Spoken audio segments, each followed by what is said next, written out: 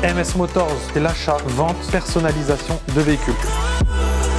Une KMS Custom avec toute la préparation automobile.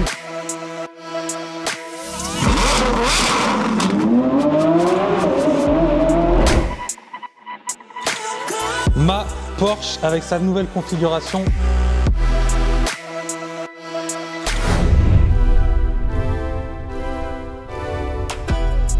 Hello la famille, bienvenue sur ma chaîne YouTube pour une nouvelle vidéo. Aujourd'hui, on est de nouveau sur le lieu de la vidéo des 100K. D'ailleurs, pour ceux qui n'ont pas encore été la voir, Rémi va vous mettre le lien de la vidéo dans la description de celle-ci. Et encore une fois, un grand merci pour les 100K sur la chaîne, ça fait tellement plaisir. Et on continue, on sort de nouveaux modèles comme aujourd'hui cette Ferrari 296 GTB, nouveau modèle de la marque du cheval cabré. Donc voilà, et regardez-moi cet endroit magnifique que vous avez adoré. Donc on s'est dit, allez hop, on en fait une autre sur ce lieu. C'est vrai que c'est magnifique, les roches rouges, la mer et tout, c'est incroyable. Ça s'appelle les massifs de l'Estérel, pour ceux qui ne sont pas de la région. Et c'est vrai que c'est magnifique. Donc voilà, juste derrière moi aujourd'hui, je vais vous présenter la Ferrari 296 GTB. Il y a beaucoup à dire parce qu'il y a eu beaucoup de changements du coup chez Ferrari sur ce modèle.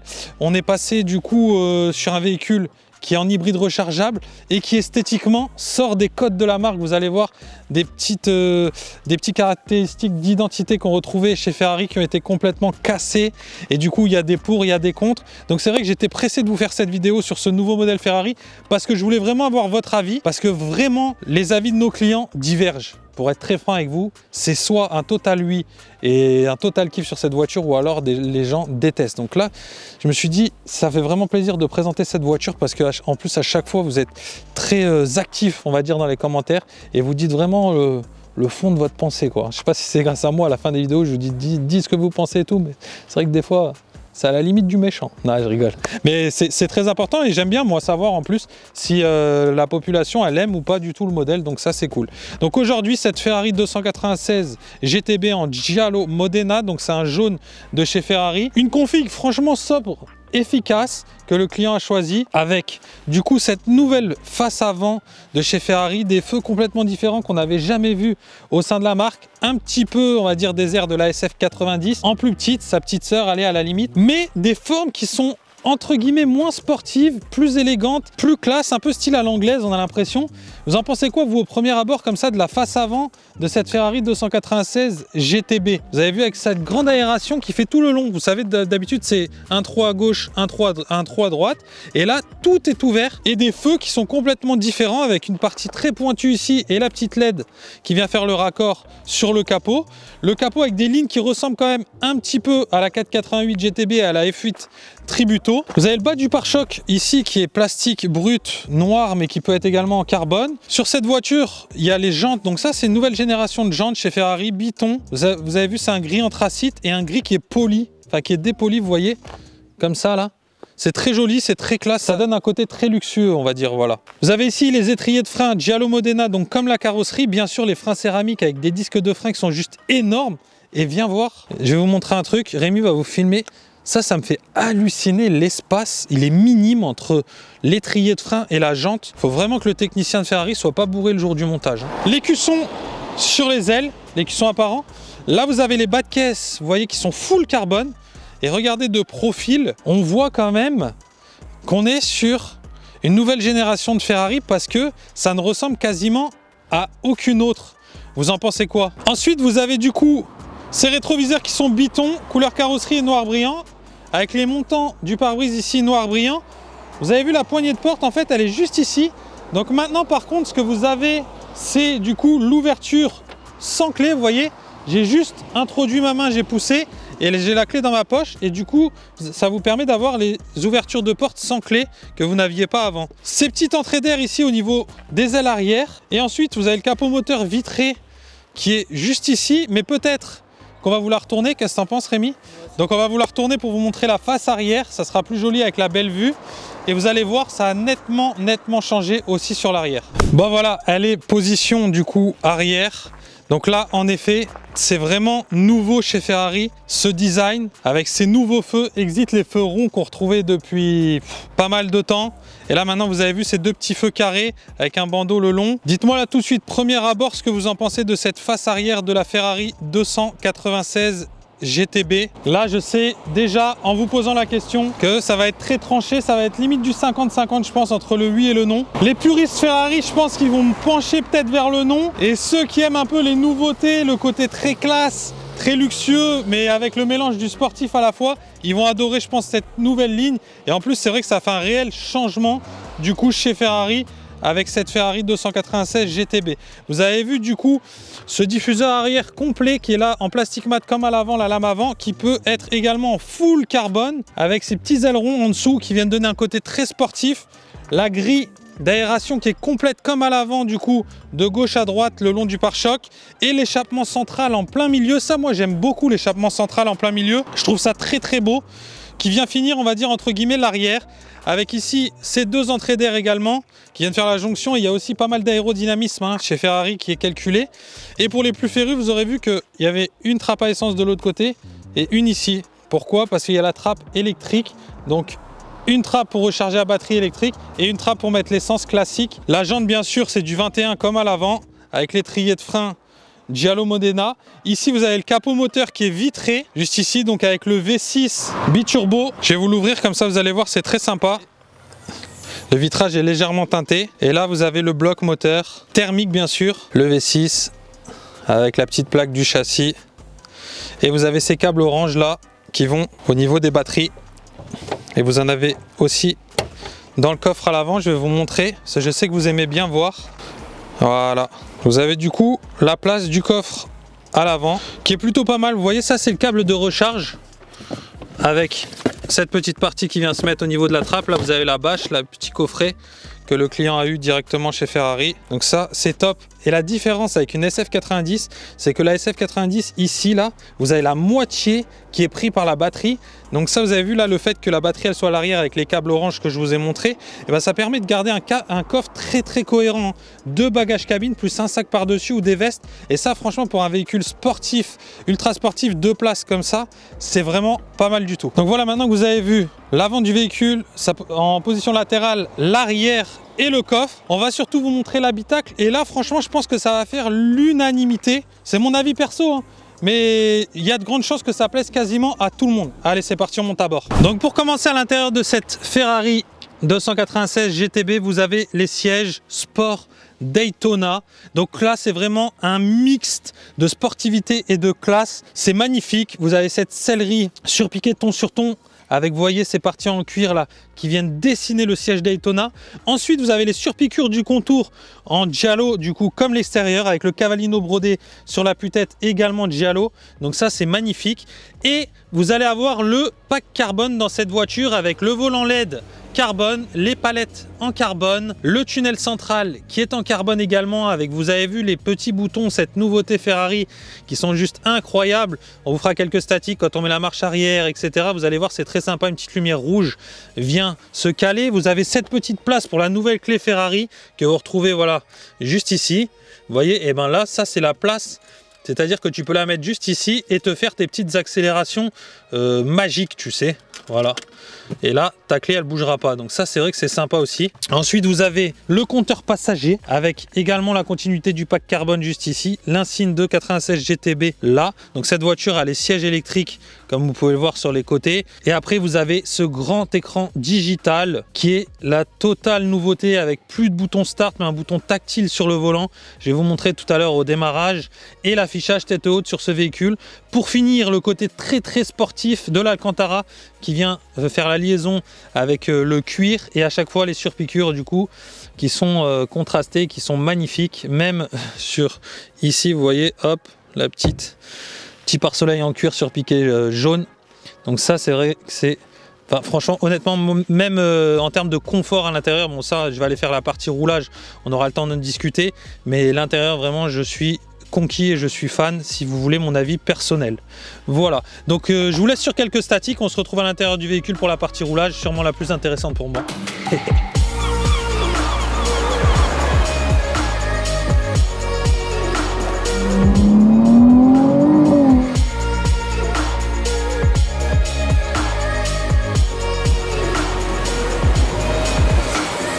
Bon voilà la famille, on est à bord de cette magnifique Ferrari 296 GTB. Ah, premier lumière à bord, c'est sympa quand même, hein. Donc comme je vous ai dit tout à l'heure à la présentation, donc on est sur un V6 biturbo de 663 chevaux 100% thermique. À ça vient s'ajouter une batterie de 7,45 kW, 163 chevaux supplémentaires. Donc on est sur un total de 830 chevaux, 740 Newton de couple avec le moteur thermique, 300 Newton le moteur, enfin la batterie.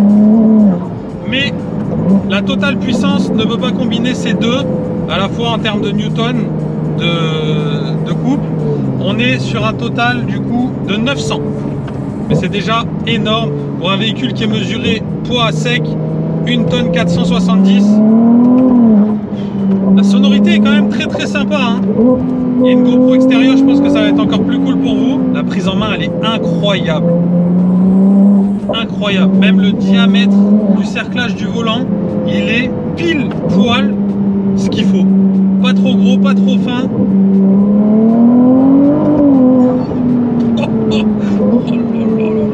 Donc là sur le volant, c'est un petit peu différent des Ferrari habituels, c'est-à-dire que vous allez avoir deux choix entre guillemets de mode de conduite, à gauche et à droite.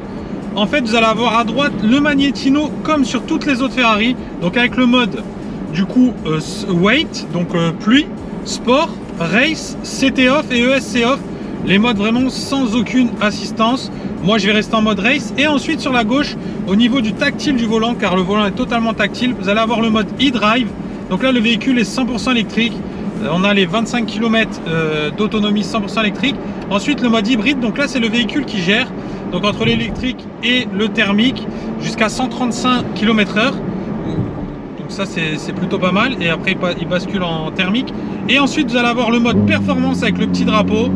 Donc là moi je vais rouler avec ce mode. Vous avez entendu, elle est en 100% thermique, donc là elle va rester uniquement thermique, elle ne basculera plus en électrique. On oublie le côté hybride, donc ça c'est ce qu'on aime tous. Et ensuite vous avez un petit mode chrono avec un chrono qui est dessiné, et ça c'est le mode qualifying. Donc là c'est pour les essais chronométrés, pour ton placement sur la grille. Et comme on est sur route ouverte, bien sûr, on n'utilisera pas ce mode de conduite. Donc là je me suis mis en mode entre guillemets race, avec un petit drapeau à damier. Et après bien sûr il y a un mode performance encore au-dessus. On va pas aller le chercher, mais là franchement ça suffit déjà pour ressentir les sensations à bord de cette nouvelle Ferrari 296 GTB. Et c'est en plus la première fois que j'essaye cette voiture. J'adore du coup faire ça. Boîte auto, c'est une boîte du coup double embrayage, 8 rapports. Bon, elle est clinique, hein, franchement il n'y a rien à dire. C'est incroyable. Déjà sur la Ferrari F8 Tributo, sa précédente, donc du coup ça c'est la remplaçante de la F8 Tributo qui était elle 100% thermique en biturbo, et celle-ci est passée en hybride, mais c'était déjà incroyable la boîte sur la F8. Vous êtes sur une autonomie 100% électrique quand même de 25 km, c'est un hybride rechargeable, c'est sympa, et on peut rouler jusqu'à 135 km/h quand même en 100% électrique, c'est cool. Regardez, si vous voulez, je vais basculer là, tac, hop, le contraste il est bluffant, voilà. Donc là, et vous voyez, vu que c'est un hybride rechargeable sur le compteur, j'ai un petit peu la charge qui vient au fur et à mesure en fait, suivant si j'accélère ou relâche l'accélérateur. Donc ça se recharge plus ou moins. Et là du coup c'est le calme plat, on profite de cette magnifique vue des roches rouges. En fait elle est couteau suisse cette voiture. Vous avez le côté brutal, regarde, si je rappuie sur ce bouton, boum, ça pète. Le châssis il est incroyable. La réactivité dans la direction, incroyable. En plus moi je vois du coup à l'arrière le petit spoiler se déployer, c'est magnifique, qui se rétracte au freinage.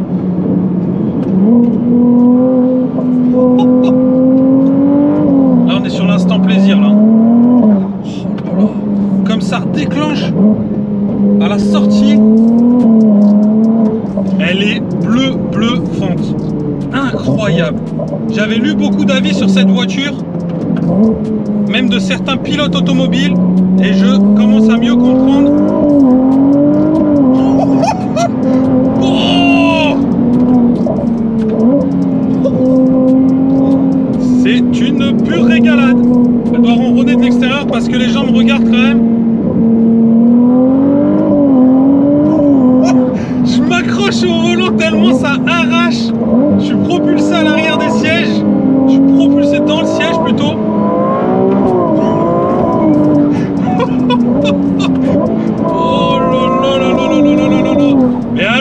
pour guide.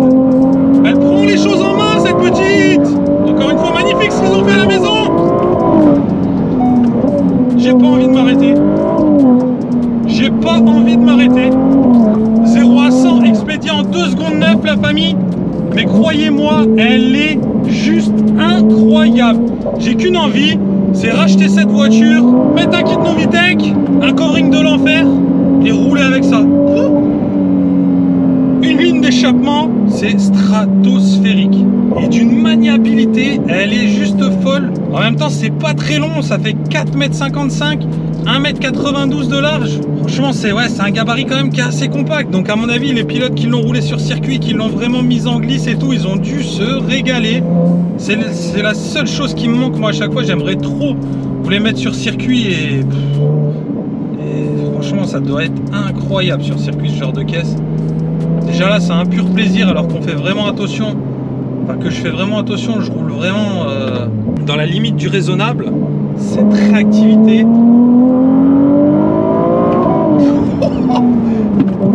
Et alors, quand on rentre fort sur les freins, c'est pas des petits virages là, pour rester poli.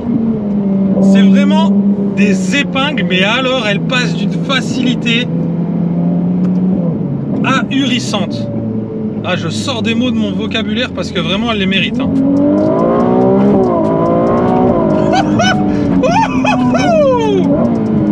C'est ça qu'on aime, c'est ça qu'on veut. Elle m'a bloqué la respiration. Ah, c'est magique. C'est magique. Honnêtement, je pourrais la rouler des heures.